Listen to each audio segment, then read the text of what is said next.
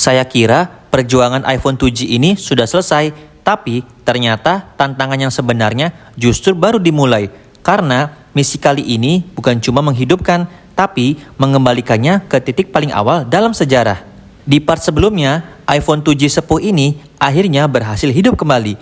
Dari kondisi disable, SIM ke-lock, sampai akhirnya bisa masuk ke home screen dan berfungsi normal di iOS 3. Tapi buat saya itu belum cukup. Karena kalau kita bicara iPhone generasi pertama, rasanya kurang lengkap kalau belum merasakan iOS 1. Sistem operasi yang paling pertama kali diperkenalkan saat iPhone ini lahir ke dunia. Dan disitulah eksperimen gila ini dimulai. Misi downgrade ke iOS 1. Sekarang iPhone ini berjalan normal di iOS 3, stabil, aman, dan bisa dipakai. Tapi saya penasaran bagaimana rasanya kembali ke iOS 1. Tampilan klasiknya, sistem yang benar-benar murni, dan versi yang paling awal dalam sejarah iPhone. Tapi masalahnya, downgrade ke iOS 1 itu nggak semudah restore biasa.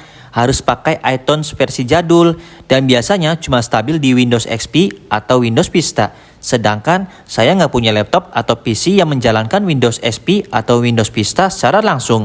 Itu pun dibantu dengan menggunakan VMware atau virtual machine yang diinstal di Windows jadul, tapi tidak berjalan dengan lancar. Saya ulang-ulang kembali menggunakan cara yang sama seperti sebelumnya. Coba install Windows Vista, Windows XP juga, semua demi satu tujuan, yaitu downgrade ke iOS 1. Alhasil, masalah baru muncul, dan disinilah semuanya mulai terasa berat. iTunes versi jadul di VMware benar-benar nggak stabil. Kadang crash, kadang nggak kedetek iPhone pada iTunes. Beberapa kali saya coba, dan beberapa kali gagal.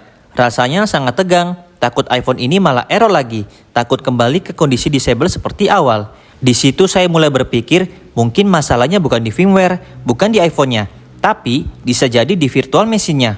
VMware mungkin memang bukan lingkungan yang ideal untuk proses restore firmware lawas seperti ini. Dan sampai sekarang, saya belum pernah mencoba di PC asli dengan Windows XP atau Windows Vista, karena memang saya belum punya perangkatnya. Ini menjadi sebuah keputusan yang berat setelah beberapa kali mencoba dan hasilnya nihil. Akhirnya saya memutuskan satu hal. Untuk sekarang iPhone 7 sepuh ini akan tetap stay di iOS 3. Karena walaupun belum berhasil ke iOS 1, setidaknya sekarang dia sudah hidup kembali normal, berfungsi, dan itu sudah menjadi pencapaian besar. Tapi jujur saja, rasa penasaran itu belum hilang. Apakah nanti kalau saya menemukan laptop Windows XP atau Windows Vista asli, downgrade ke iOS 1 akan berhasil? Atau mungkin ada metode lain yang lebih stabil dan lebih aman? Perjalanan iPhone 7 sepuh ini masih belum selesai, dan mungkin part selanjutnya akan jadi yang lebih menegangkan. Tapi untuk saat ini saya akan berhenti dulu dan saya akan tetap stay di iOS 3. Oke teman-teman, itu saja cerita dari saya tentang perjalanan iPhone 7. Jika suka dengan video ini, silakan like video ini. Jika suka dengan konten-konten saya, silakan subscribe channel ini agar tidak ketinggalan video menarik lainnya. Sampai jumpa di video selanjutnya. See you on the next video.